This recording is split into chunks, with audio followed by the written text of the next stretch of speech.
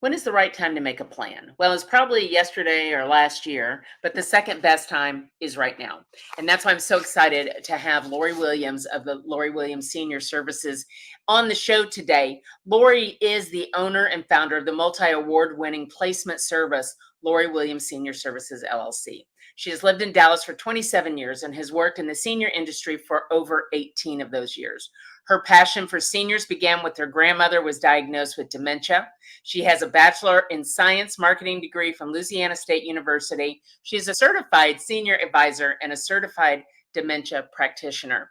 Add to all of that, she is an author, writing the book Surrounded by Love, One Family's Journey Through Stroke Recovery, after her husband, at the age of 62, suffered a stroke in 2022. So she has also done a podcast, Aging with Style, with Lori Williams. So please welcome to the show, Lori Williams. In today's world, older adults face major transitions like downsizing, relocating, or modifying their homes to age in place, all while embracing life after these changes. As a senior home advisor and seasoned realtor, Robin McCoy guides these decisions with care and thoughtful planning, helping create a vibrant future. Welcome to Relax, I Got This, Embracing Life After 60 with me, your host, Robin McCoy. Well, Lori, thank you so much for coming to the show today. It's so good to see you. Thank you. It's good to see you too. I appreciate you. So, Lori and I have met a few times, and in fact, her company, her placement company, helped me tremendously last year. And anybody that has heard some of my story, we needed a place for my mother to move to, and your associate Carol was amazing.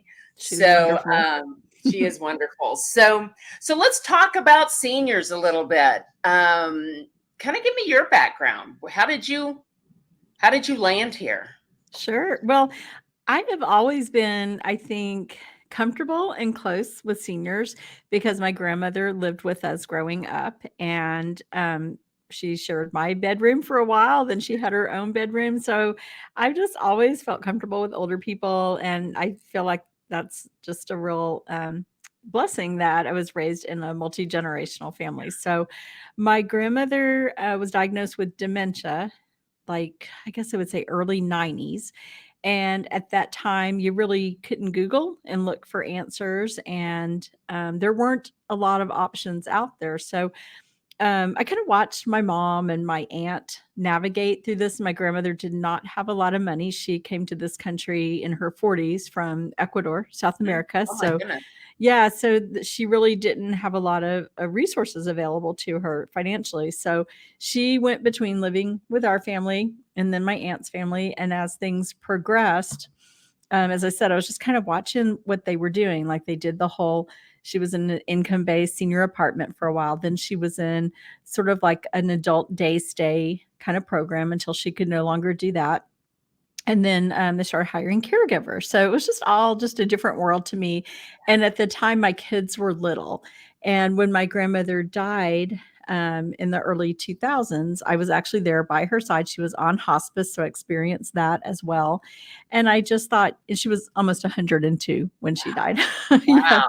I know, right? That's a long life. It is a long, long life. And so I just thought, you know what, when my youngest goes to school, I want to do something in senior living. And my degree's in marketing, and I had always worked, a marketing type job, but with consumer products, not with, humans. So, a little different. Yeah, a little bit different. So when my daughter was right about to start kindergarten, I had an opportunity to work for a senior living community, an independent and assisted living. And I fell in love with it. I loved going to work. I felt like the people there were my family and friends, and I'd bring my daughter up there with me as often as I could. And it was just a, cute little outgoing little one, which they love seeing. And she'd be doing cartwheels and, sitting in their laps and telling them stories. And, it was just full of grandmas and grandpas. She did, which was great because we don't have family locally. So she had all these grandmas and grandpas who just loved her. And, I just loved it. We'd bring her brownie troops up. And, when she got into band and orchestra and all that kind of stuff. So it was just a great experience. And so I worked in senior living in a community for a while, and then had an opportunity to work for A Place for Mom, which is the Okay. first company that started placement. And at the time, it was still owned by the original owners. It had not been sold out and become, the big corporate thing that it is now. So it was very different at that time. So I always like to say that. But so and I liked it because it gave me the opportunity to work from home, so I could be there for my kids, and then not just work in independent and assisted living, but to learn more about memory care and about residential care homes, which I hadn't known much about.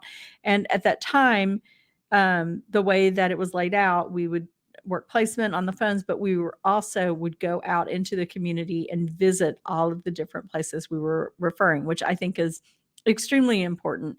And at that time, there was nowhere near the number of places there are now, because it is Oh my goodness. exploding. Yeah. You Yeah. can't drive a half a mile down the road in any direction, and No. you're finding another an assisted living or some sort Mhm. of senior community. Exactly. And at that time in Flower Mound, where I live, I think there were 2 senior communities. Now there's about 200. Yeah, there's many, many more. Many, So many. it was a different world. So I was there for several years, and then just kind of burned out a little bit on it and thought, let me take some time and figure out what I want to do. And, definitely something still in the senior world, because once there's kind of the saying, like, once you go work with seniors, you just kind of can't go back. You try to leave, but it just pulls you back in, because Yeah. it's just, especially if you're doing it from your heart and it's your It's a passion, you just, yeah, I was gonna say it's a heart thing. it is. It truly, It's a truly true is. emotion.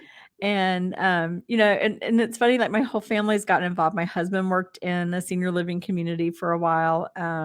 Our kids both worked as servers at an independent living community through high school. So, I love it that the kids we all love seniors.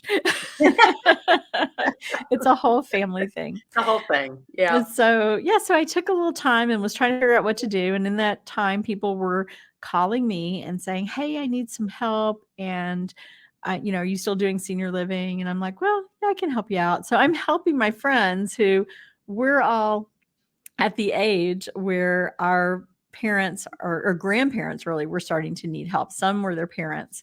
And so I started just helping people. And I happened to be at a happy hour at one of the senior living communities with other people in the industry. And one of the ladies there said, "You're referring people to me.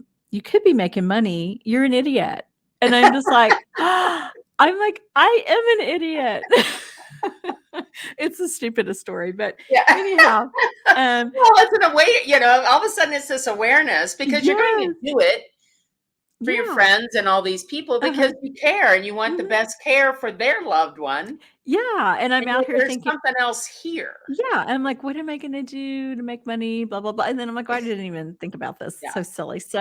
Um, so we when you go to these network meetings, people go around the room and give a little 30-second commercial. So when they got to me, I said, "I'm Lori Williams, and I just started, or I own a senior placement service." And everyone's like, "Oh my gosh, when did you start it?" I'm like, "About 5 minutes ago." And then I went home and told my husband, I'm like, "Oh, I started a business." And he's just like, "Okay." Okay. So, Some of the best businesses start like that. yeah, Well, but because it once, clearly comes out of an absolute need for it, yes, yeah, right? and a Somebody told passion. you, "We I need know. this," and you Yeah. could, be Mhm. that person. I know, I have the knowledge and connections, and I'm just, I could be there. So my thought was, once I decide to do it, I just put myself into it. And, I'm like, "What am I gonna call it?" Then a friend of mine said, "Use your name, because everyone knows your name in the industry." So that's what I did. And then I really thought I would just have kind of a small business. Well, it blew up. I mean, immediately it started to blow up beyond what I had even planned for. And I started adding people on, and that's kind of the history of it. All right, so now let's explain what senior placement is. Sure. So what is, when somebody just doesn't know, Mhm. tell me why I need it and what you do. Sure. So what we do, a lot of people have no clue what assisted living is, or how you pay for it, or what home care is, or what resources are available, or how Medicare works. Because why would you know this if you don't Nobody have a does. need?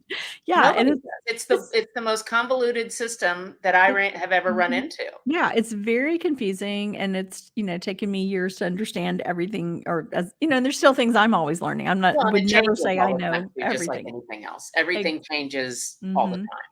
Exactly. So, what happens is, when you need it, usually it is an emergency situation and you're trying to navigate, you're emotional and you're trying to navigate all this and you have no idea the terminology and you have no idea like what your parents' wishes are, all of this stuff. So, it's always good to plan first. I tell people that all the time. Get a plan together. But so what we do is we help people who, whether they're in crisis or not, we help them navigate through the system. We educate them, help them understand, what is a senior apartment versus independent living, assisted living, memory care, why you would need which one. If you're looking for, say, your mom has fallen, broken her hip, and she's has a little dementia, she can't return to her home, then we help figure out what's going to be best for her in terms of what is her, what are her medical needs. Is she going to be able to get around, with a walker? Will she be able to walk again? Will she need continued therapy through home health? We explain to them how all that works. And then we educate, what options look like and what is going to fall within her budget. And so we find out all of that, like what can they afford? What are they, everyone has a different budget. There's some things, some people have long-term care insurance policies, which are great. Some are veterans. So there's different ways that you can pay it, but ultimately it's private pay for senior living. And a lot of people don't understand that. And we unfortunately have to break some hearts when people call and say, well, wait, doesn't my Medicare pay for that? And we're like, Everybody thinks Medicare pays living expenses. yeah, and they Everybody thinks don't. that, and it's just unfortunately not Mm-mm. true. No, it's basically your health care. If you Yeah, have the drug program, it's a drug program. It's, maybe therapy through home health. That's all it covers. It's not yeah. going to cover assisted living. So, so we educate them on the terminology, what it's going to look like, put a plan in place together for them. We usually try to do no more than about 3 communities that we think are gonna be a fit. So say in this case of a mother who fell and broke her hip, doesn't look like she's gonna get much better. She's gonna maybe need a walker, and she has dementia or a little bit of dementia. And then assisted living would probably be the best option. So we find out budget, what kind of things she likes. Does she like to garden? Does she like to, do dominoes? Is she a social person? We just go through all of that, just really get a very clear picture of the person. And was she, is she someone who likes fancy and new, or is she good with more like a down home environment? Because we have lots and lots of choices in Dallas, and we try to fit it to the person so that they're comfortable and they feel like, because this is going to be their home and we want Yeah, them to feel comfortable in their yeah. home. So we just stay with them through it. When they decide on a community and move in, then we get paid. That's how we get paid. It's a free service. Other than that, you never, the family we're working with never pays us anything. If they move to one of the communities we refer, then they pay us a contracted fee, and that's how we can keep it free. That's awesome. That's awesome because Yeah. it's true. I see it where people something happens, and I always use my situation as an example because it Mhm. is so textbook what happened, and Uh-huh. it happens to so many people that mom wants to age in place. She wants to stay where she is. As the adult child, my sister and I, you try and talk to her. She was cognitively fine. Mhm. Absolutely fine. I wasn't really afraid she was gonna leave something on the stove or wander out the door, anything like that. But her mobility got bad and she started to fall. Mhm. And so I mean, the Carrollton EMTs were there every Yeah. morning. I was like, I'm start making you breakfast tacos. You're here every morning.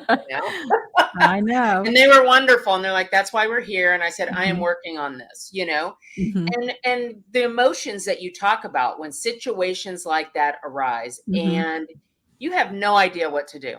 Mhm.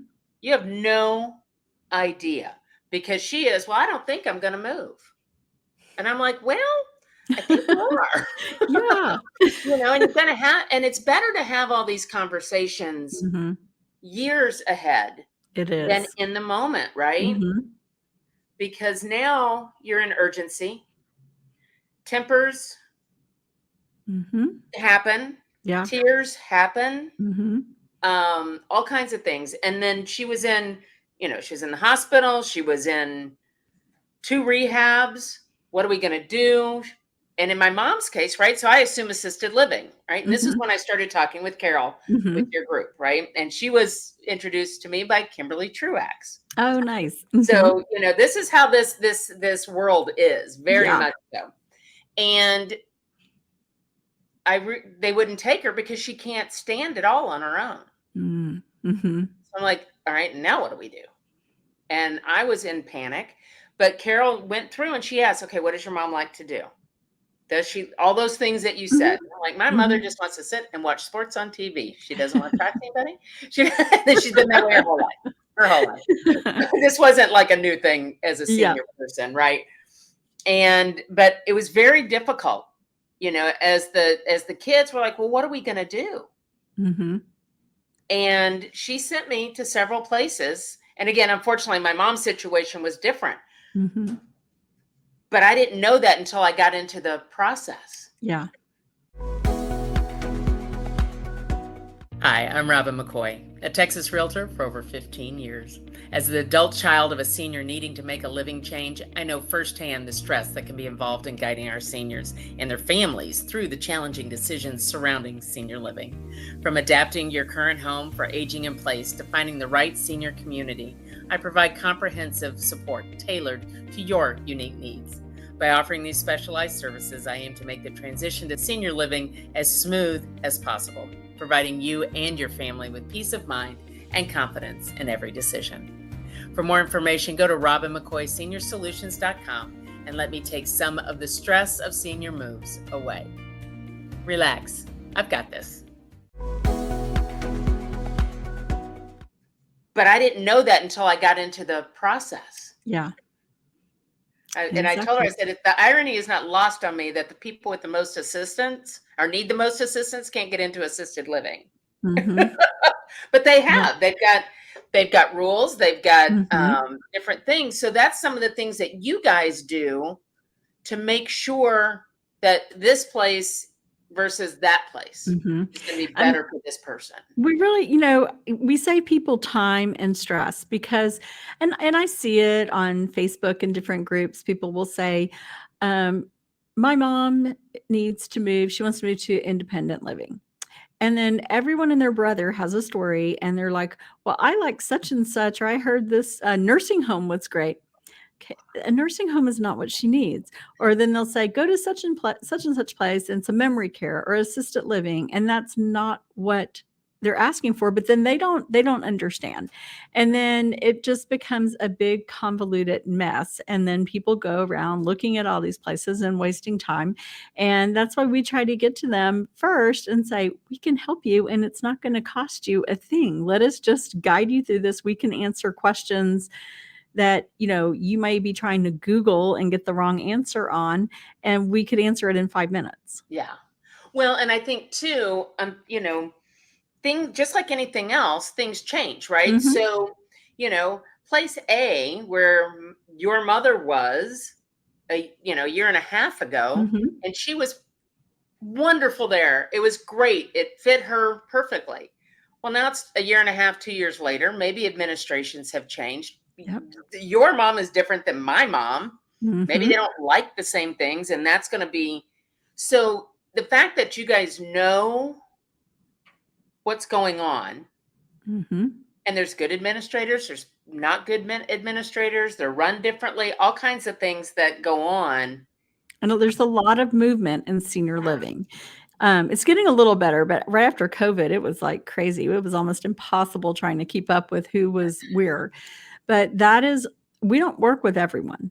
So there are some communities we will not work with just based on what we've seen visiting, things that we've heard. We're not comfortable. If we think of it as if we were referring our own loved one, moving them in. And I used to always think like if it were my mother, now I think my husband. Would I move my husband there? No. So, um, so we're really very picky about who we work with. We have boots on the ground. We are in and out of the places. We have people who tell us things that they know, people who are in the know. And then we follow up with the families that we've moved there to see what their experience is like and, stay in touch. But you're right that, you can have, and this recently happened in a community where their entire staff but one person walked out. Oh my goodness. Don't know why that happened, but it can happen. And now And you've got an entire staff of new people. yes, So yes. not that any of them are, ill-equipped to do the job. Mhm. It's just they've never worked together. And so Mhm. there's going to be Yeah, some upheaval there. exactly. So, sometimes that happens and we know because we stay in the loop, and our whole team, we have a team text where we just share information. Hey, learn this today, learn that this nurse is gone, that this building doesn't have a nurse, so we are in the know. Well, and that's just something that the general public can't know. Yeah, no. Right? It's not possible. And Yeah. so I think that when I learned that you even existed and what you did, and like I said, I met you several years ago and I kind of had your name in the back of my brain Mhm. and said, okay, I need to, and then when, like I said, how the referral thing works. Yeah. So, and sometimes our parents don't allow us. Mhm. Or they just not so much allow us, but they won't be involved because they're saying, no, I'm not moving. Mhm. Would you suggest that even the adult children maybe get in touch with you early, knowing this very likely is coming down the pipe? Mhm. Absolutely. I have one, actually I spoke with last night, and she and her sister are gonna go look at places because the dad said, "Hey, I think maybe I may be ready to sell my house and move to a senior apartment." And then the daughter was like, "Good. Okay, I know someone." And then he was like, "Whoa, whoa, whoa, whoa." I said, I think I might be ready. And then he said, "Maybe in a year." And I'm like, "It's okay. Let's have you and your sister go look at places, and then, you will have an idea, and then maybe you can get him to go have lunch and just see what it's like." A lot of it is, seniors will think and they'll use like it's a nursing home Yeah. or a convalescent home because they have in their mind what like the 70s and 80s, Yeah. even 90s, what places look like. But that's not, I mean, there's places I'm like, heck yeah, I'd move in right now. There were a couple of them like, how old do I have to be? Exactly. I'm like, I didn't have a husband and 2 dogs. You're gonna clean my apartment. I get all my meals. yes. Yeah, you don't have to cook Good. a thing, a gourmet meal. I'm like, yeah, I'm in. I'm Beautiful in. spa area, swimming pool and stuff. Yeah. So My kind of a mother's like, you no-brainer. wouldn't do that if this was you. I said, oh, do not think I wouldn't. Exactly.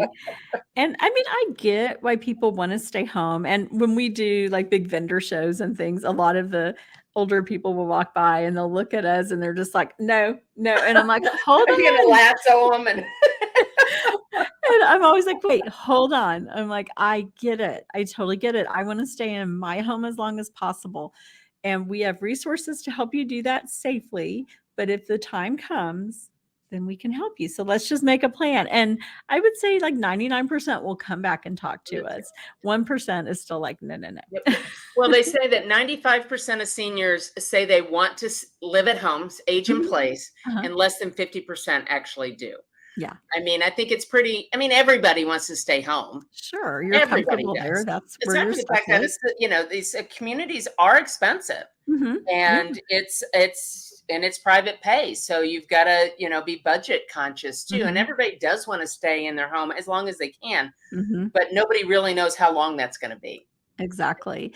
And the other thing that we educate people on is, yes, it's good, you wanna stay home and you're doing fine, that's great, but let's make sure you're not just sitting home and watching TV all day. We need to make sure you're doing something, you're volunteering, you're with the senior center, you have friends, you're, going maybe with your church group, because that is the biggest thing that we're seeing, and there's lots and lots of research coming out that the isolation from COVID, when everyone was stuck at home, they see a lot of seniors who really decline cognitively due to that. And so we don't Really? want you sitting home by yourself, not doing anything. How sad is that? Yeah. So, I mean, there are some people who don't want Well, to. my mom, but it's interesting because we did find her a senior care home in Mhm, Denton. mhm, I have a friend that owns two of them up in Denton, and I called her. Do you know Pat Nixon? I mhm, called her and I said, I was asking her about some other stuff, and I said, "Do you have a room?" And she said, "Yes." And I said, "My mother cannot stand up on her own. Is that okay?" mhm. "Yes." "Can I come look at it?" "Yes." So today, mom is safe, Mhm, warm, fed. mhm. She's got her TV, she's got her books, and there's some socialization there because there's a caregiver that comes in and will sit down and talk with her. Mhm. And so I know she's just not alone all Yeah, day long. exactly. And that's And so important. so important. So Mhm, important. So let's talk a little bit about your own personal experience. You did mention your husband. mhm. So why don't you tell that story a little bit, and how, and this is about caregiving, right? Being Yeah. the caregiver of your loved one, whether it be a parent or a spouse or even an adult Mhm. child. Tell me that story and kind of how that all played out and what it's done Yeah. for you. Sure. So, our life was completely, average, normal until Christmas Day, 2022 at 7 o'clock PM. And that I know the time because there was a clock and I was looking right at it. But we had stayed home for Christmas. We were going to go spend it with family, but we had a puppy, very large puppy, and none of us wanted to drive to Mississippi with a puppy.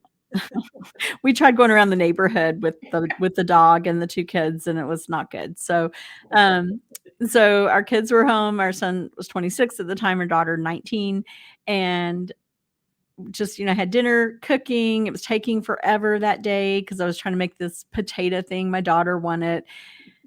So 7 o'clock comes around or almost 7, and I'm like, dinner's finally ready. I'm like, we're not gonna do our usual sit at the table. I'm just gonna put everything on the island buffet style.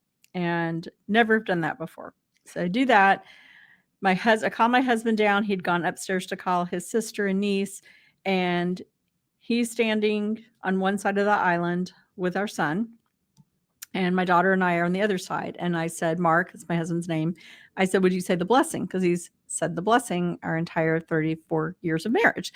So he had kind of like his mouth open and nothing came out. And then he just went, you say it. And I was like, okay, something's wrong. And Yeah. so I said, say something else. And whatever he said made no sense. And I said, you're having a stroke. I mean, I just knew Wow. 100%. And the reason I knew, and this is so crazy, and you may remember there was a commercial in the late 80s and it was called Fast. Hmm. So do you remember it? I do. I do remember that. Okay, so it was about strokes. And so every time, and maybe this is the reason why every time that commercial came on, I would like freeze and watch it. I'm just like, I know, weird, right? Weird. And Yeah. so I'm like, maybe one day I'm going to need this information. So um, F it stands for face, like face drooping, what you think in a stroke. Mhm. A is for arm weakness, like one arm is like lifting and the other isn't. S is for speech, and T is for time. And the whole thing is fast, fast, get help fast. And so I knew immediately he was having a stroke. And this is where I mess up. And I tell people this all the time. When you think fast, don't think I've got to drive him to the emergency room. Call 911. Call 911. They Yeah. are faster. So, I mean, I got him there fast, but what would have happened was had I called 911, they would have said, yes, he's having a stroke. They would have been in contact with the correct hospital that Ah. does neuro, and they would have had a team ready. So I didn't know any of this, but he was still standing. He was walking. It was just a speech. I told my son, I'm like, stand next to him. I ran, put shoes on. I'm sure I look like a homeless person. It's freezing cold. I didn't put a jacket on, and I got him to the hospital right by our house. It took me probably less than 3 minutes to get him there. Nobody was in the waiting room.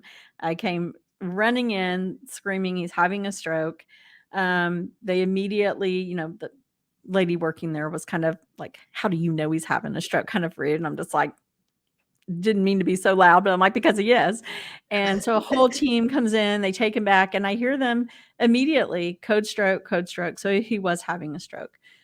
Unfortunately, what I did not know, like I said, is that some hospitals do have different specialties, basically. So some hospitals do cardiac, some hospitals are neurology, and I had taken him to a hospital that did not have a neurology department. Wow. So they were calling ahead to their sister hospital in Plano. And so they're in communication with the neurologist there. And, you know, at this time, I'm starting to get a little panic because they're asking him, "What's your name?" And he's like, you could see him like he couldn't remember. And Yeah. then they would say, "What's your birthday?" And he was just like, and then he would laugh. And I'm just like, "Oh my God, this is not good." So, they said, "We're gonna give him it's called tenecteplase, it's known as the clot buster drug." And my knowledge of strokes was like right here, just I knew the signs. I knew that you could get this clot buster drug, but I thought once you get the drug, you're fine. And that can be the case for many Yeah. people. So they give him the drug, and then next thing I know, they say, "Care flight's 10 minutes out." And I'm like, Wait, "What?" what? Yeah, and I'm just like, "Okay, care flight is coming for him." I'm like, "Oh my God, this is really bad." And so care flight comes in, and they take him to Plano, and I watched, I mean, like, so surreal. I watched the helicopter take off with my husband in it, and I'm just like, "I can't even believe this is And how do happening." you It's then drive, 30 minutes to Plano? exactly. So, but I had to go by my house first, make sure my kids are, like, freaked out. Freak out. We all have PTSD at this I'm point. sure you do. And, so I called my neighbor. We have no family in Texas, so I called my neighbor who's like family, and she came over with cookies and hugging the kids and everything. And so I drive to the hospital. I tell them, I get a coat, and I'm like, my daughter, so sweet, she packs a bag with a blanket and stuff for me, and I'm like, "It's gonna be okay," so I get to the emergency room in Plano, and he's talking, and had like a little bit of a slur, and he's going, "That was so weird." And I'm like, "Yeah, it was." You're not And, kidding. yeah, It was so, weird from this side too. yeah, it was really weird for me too, and I would say probably, like, terrifying. So, they're asking him his name. He can say his name now. He can say his date of birth. I'm like, "Oh, thank God." So, they're like, "We're gonna take him to ICU." So, he's in ICU. Course, I'm not sleeping the entire night. I'm just sitting there looking at him. And during this time, I'm actually thinking, what if I were 85 years old, as I would say is the average age of most of the seniors that we deal with, and I'm sitting here by myself with no family, my husband's critically ill. What do I do? I was 58 at the time. I'm like, what if Yeah. I'm 85? So I started just taking notes on my iPhone just because I couldn't sleep. And I just started just writing things down, like what I was feeling, what I was hearing, just these thoughts, like if I were 85. And so the next day, the neurologist comes in. They've done all the scans and everything. And he says, it was a mild stroke. He is going to be fine. By next Christmas, you will likely not even tell he had a stroke. He may have a little bit, he'll do some speech therapy, and maybe when he's tired, he might slur a little bit. I mean, great news. Wow. So my neighbor comes to sit with him. I go home to change, shower, see the kids, hug them, just tell them everything's gonna be fine. I go back, and I think it was that night. I'm sitting here talking to him. He's sitting in a chair. We're right across from each other, and we're talking. And all of a sudden, he went his whole right side, and I open the door, scream out because he's still in ICU. I'm like, he's having another stroke. Go to the chair, hold him so he doesn't fall. And unfortunately, he had what's called a stroke shower, and he had 3 massive strokes. Oh my goodness. So And is that like all at once? uh-huh. Yeah, like a shower. Wow. So never heard the term. Now, don't want No, to know the term, but know it now. no, you do. So I'm, of course, like, "Give him more of the Clotbuster," and they're Yeah. like, "We can't." And because once they give you Clotbuster, here's kind of the crazy thing. They told me, I had to sign all this stuff for him because he couldn't sign at the time, couldn't even tell him his name. So I had to make that life or death decision because there are some, things that can happen with the medication. And one of the things is you start bleeding from anywhere you have a cut. And he had a cut on his hand and it was just gushing blood. It was crazy. So they had to like bandage his hand up. So they're like, no, we cannot give him more of it. And by the time they did, like all the tests and the results and things came in, I mean, that night, I honestly thought he was going to die. I mean, it was awful. I called my brother at midnight. He's in Mississippi. And I'm like, I really think he's dying and I'm by myself. And he's like, we're coming. And so he and his wife drove through and, came to be with me. Yeah. So anyhow, when the doctor came in the next day, he's like, and actually it was after all the tests and everything were done, that it was actually plaque. So his first one was a blood clot. Okay. And the tenecteplase worked to break that up. But the next three came from his carotid and they were plaque. Oh my And gosh. after doing more testing, we learned that his left carotid was completely occluded. So it threw out whatever and then just kind of, I guess, like sealed up Yeah. basically.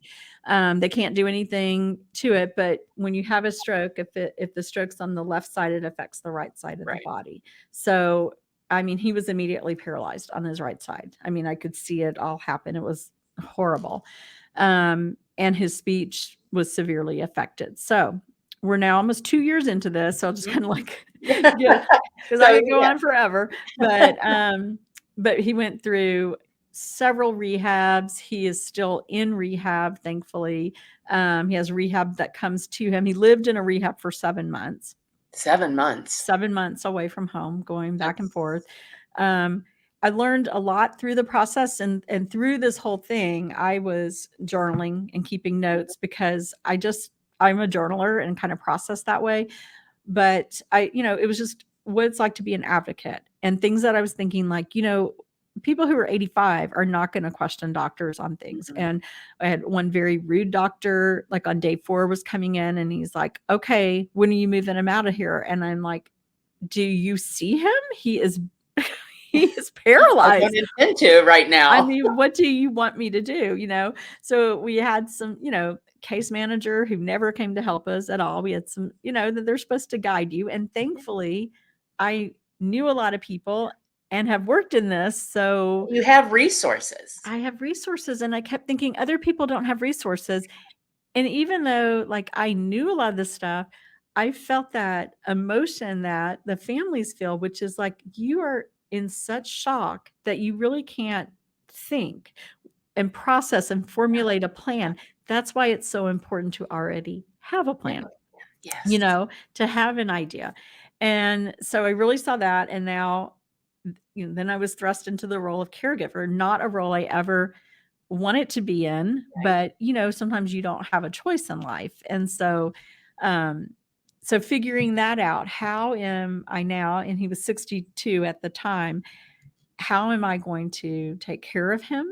How am I going to keep my business going? I have to work. I have a kid in college. I mean, my kids aren't that old. I mean, they're young adults. So, I mean, it's been a process of figuring all this out, getting my house ready for him. We had to remodel a bathroom, figure all kinds of things out logistically. I had to get a minivan, which hurt my soul. Yeah, that would be tough. Yeah. Well, we've named her Large Marge, and she's kind of taken on like a personality of her own. But we finally did get him home. We figured out, with a caregiver helping sometimes. Our son is an absolute saint. He lives with us. He helps take care of his dad. He's been amazing. And like I said, we have a caregiver a couple of days a week. One of the things that nobody told me though was once you have a stroke, you are at a pretty high risk of developing seizures. And then in As if January, the strokes weren't enough, now we're gonna throw this at you. yeah, and nobody told me that until he Oh had my a seizure in January. So he had a seizure January of this year, and it was awful. That I think that was worse to witness than the strokes, believe it or not. But we got him to the emergency room, and he had been sick with a stomach bug for like just 4 hours, but it was enough because he's compromised as it is. And so now he's had other seizures. So now he's on seizure meds. But it was a crazy time. I always kind of add this since I already brought up Marge. He has a seizure. I call 911. They come, they take him to the hospital. We do all the things. The next day, I run home to take a shower, and my daughter calls and she says, "Can you come pick me up at my boyfriend's house, which is like 5 minutes away?" She goes, "I want to go see daddy." I'm like, "Sure." I'm on the phone talking to her, driving to get her, and I see out of the corner of my eye, I'm like, that guy is going to hit me.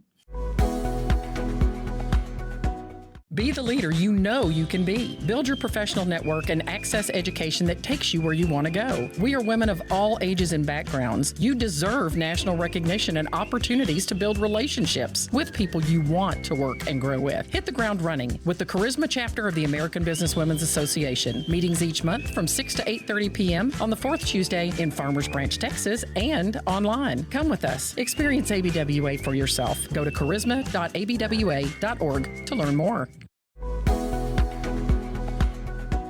And my daughter calls and she says, "Can you come pick me up at my boyfriend's house, which is like 5 minutes away?" She goes, "I want to go see daddy." I'm like, "Sure." I'm on the phone talking to her, driving to get her, and I see out of the corner of my eye, I'm like, that guy is going to hit me. And sure enough, this guy comes flying out of a parking lot, and I'm trying to get out of the way, and he T-bones me. And I'm like, "Are you kidding me?" And I mean, thankfully I wasn't hurt, but Marge had $15,000 of damage, brand new. Oh my God. Yeah. Yeah. So when a vehicle like Large Marge, who is adapted, yeah. Well, she's not fully we really have like made her a person, but she's not fully adapted. She's just a minivan, which makes it easier for me to get his wheelchair in and out of. So I didn't have to go the full on because he won't be able to drive. So right. But it's just he's able to get up and get in it and out of it. He can get in it, and more importantly, I'm only 5'2" and a wheelchair. I had an SUV before, and I was like, I'm gonna kill myself trying to put it in. So I can just go, kind of put it in pretty easily. You've had a rough couple of years. I'm not gonna lie. Yeah. So all of that, and all my notes, I ended up writing a book because I'm like, no one would believe, and there's so much more in there because I'm like, nobody would believe all of this. So, but then I thought, you know what, I think our story can help others and, go through the process of being an advocate, be a caregiver. I was very transparent, shared a lot of my feelings, anger, bitterness, grief, all the things that come with suddenly having your life, in a catastrophic event like this. Completely altered. It's a thing that we all go, gosh, I hope that never happens to me. That'll never happen. We're fine. Well, because we do. And this is why making a plan makes a difference. And it's like, well, I'm 61. It'll be fine. Well, you don't know. I mean, you could be 41. Exactly. You could be 28. I mean, while we were talking about, people of a certain age, these things can happen to anyone at any time. Yeah. I mean, I'm assuming he's regularly, seemed to be a healthy 61, 62-year-old man. Didn't smoke, getting ready to eat some Christmas dinner. And then everything changed. Yeah. And as after his stroke, I thought, okay, let me educate myself more on strokes. And as I started educating myself, I found that 80% of strokes are preventable. Really? And strokes can happen at any age. And there was a gentleman, I've been doing presentations on this. There was a gentleman last week, he raised his hand and said he was 31 when he had a stroke. And it was because he needed a CPAP machine. All the people that are snoring and they don't want to have to deal with a CPAP machine, maybe want to go get one. Yeah, sleep apnea is a risk factor. So, I mean, the big ones obviously are blood pressure and cholesterol. And those are things that you can keep in check, just go and have these things checked. Mark did have high blood pressure. He had it all of his life pretty much. I mean, I think he was like 30, just genetically, but he'd always been on medication. But it was not staying under control, and they'd been kind of changing his medication up. What we didn't know was this, carotid was completely blocked like that too.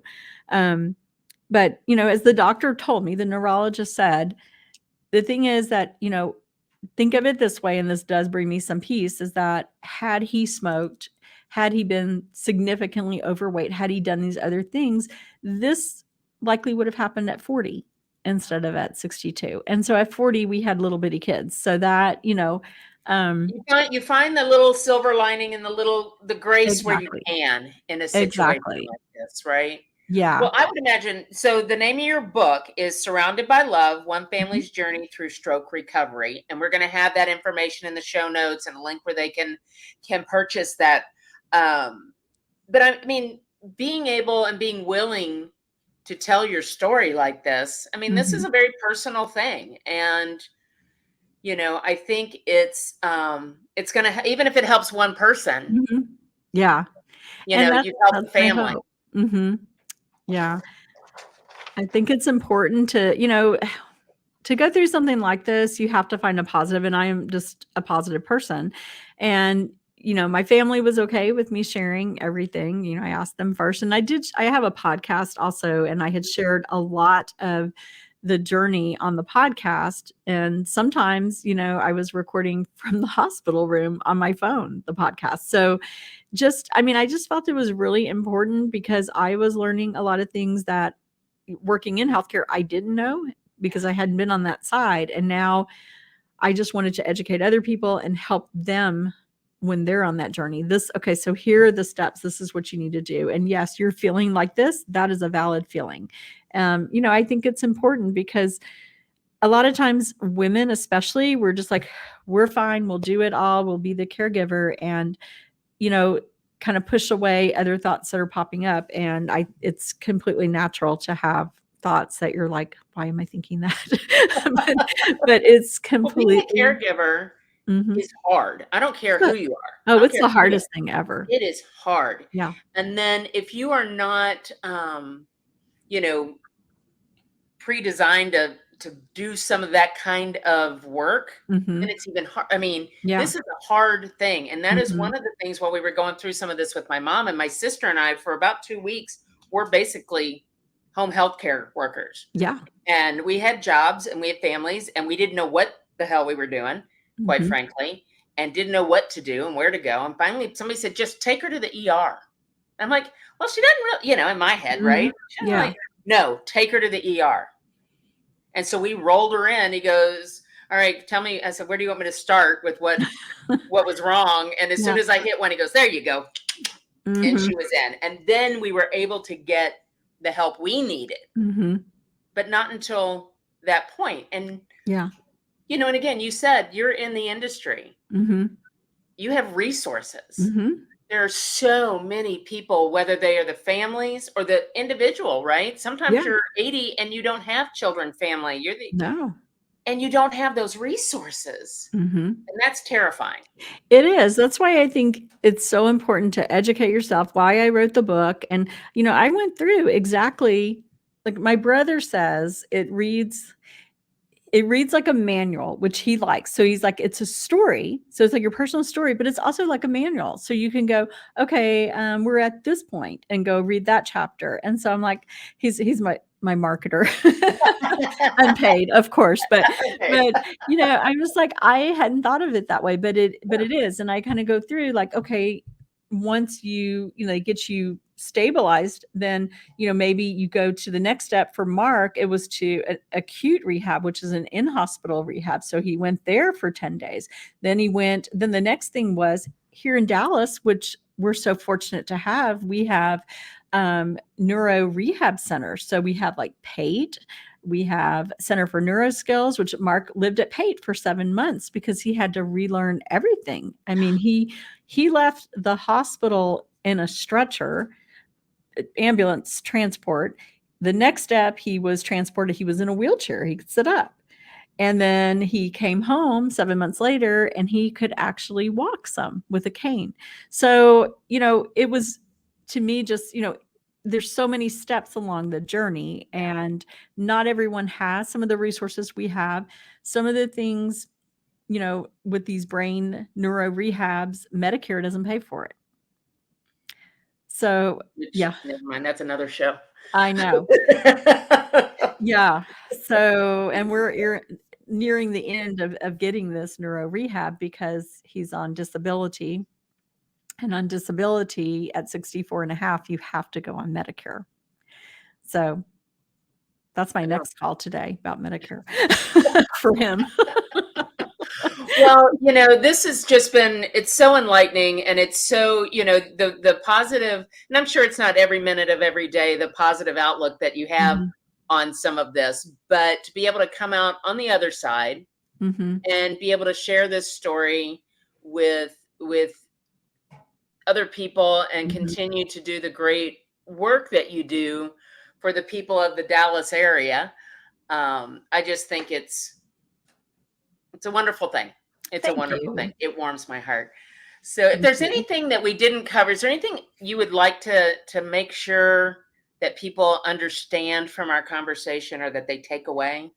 I think, the biggest thing is make a plan, and you can call me, call one of our advisors, and we can help you with that, putting together a plan. And a plan also, it doesn't just look like, what would you want to do for assisted living or that. Make sure you've met with an elder law attorney, that you have everything in order, and that you have shared at least with someone in your family where all that is, because it's really difficult when a family is trying, like, it's usually like, an adult daughter or daughter-in-law who is trying to figure this out, and they don't know what income is. They don't know anything. So it's important to have all that put together, all of your information. I've done a podcast before called The Binder, which is about having all your stuff together, and we're actually putting something together about that here shortly. But one of the things I learned in doing that, it was a lady, Lynn Von Vilas, had shared about settling her parents' estate. And she's told me, hang on to their cell phone. Don't cut the cell phone off. Well, thank God I did that. Triggered in my mind with everything for Mark. I knew what our bills were, but I didn't have access to some of the accounts. And so I had to change the passwords. Well, guess what? It goes to his phone. So I'm using facial recognition. He's Oh my, laying yeah. in the bed. I'm putting it over his face, and he's just swatting at me like that. And I'm just I'm like, not taking a call right now, Lori. I know. It's like, no, no, it's all good. It's okay. I just need to, and so I had to do that and change everything to come to me. And so, I mean, it's things like that. Have all your information, like your passwords, have all that written down somewhere safe, and have someone who knows where it is. Because I feel like that's a gift you give to your children. And I'm personally working on all that right now. And my son knows where everything is. We have all of our estate planning done, but I want everything just in one spot in a binder where he can just grab it if God forbid something happened to me. And I really, after working in senior living for 18 years, I do believe that's a gift that you give your kids, to have that conversation with them and not be so fearful about death. So many people are like, "Oh, I don't want to talk about it." I mean, it's going to happen to all of It's us. gonna happen to all of us. We just So don't know when. no. So let's be prepared and not be the ostrich with our head in the Yeah, sand. So, and with the holidays coming up, it's the perfect time to it is. have these conversations. Perfect. Perfect. Well, Lori, thank you so much for spending Sure. time here, because this again is so very important. And with what I do, and as a realtor, I always say I'm getting older, so therefore my clients seem to be getting older too, right? So Yeah. they're either my age with the adult parents, we're starting at 61, that we Mhm. are starting to think about some of these things. Yeah. And it's just really started to tug on my heart to help Mhm. all these people that just need it, Yeah. because I feel fortunate that I have resources, Mhm. and I could pick up the phone and I could cry and cuss a little bit, and Yeah.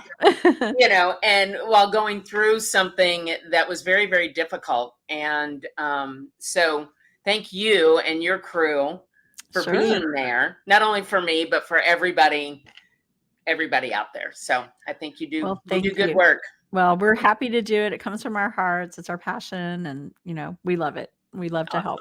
Awesome. Love it. All right. Well, thank you so much for tuning in to another episode of Relax, I Got This. We're embracing life after 60, and make sure you hit the subscribe button, and we'll see you next time. Thanks. Thanks for joining us for Relax, I Got This with Texas Realtor Robin McCoy. Check out all the show notes for contact information on Robin and her guests and to access your free buyer and seller guides. Also, don't forget to hit that subscribe button so you never miss a conversation. Thanks again, and we'll see you next time on Relax, I Got This with Robin McCoy.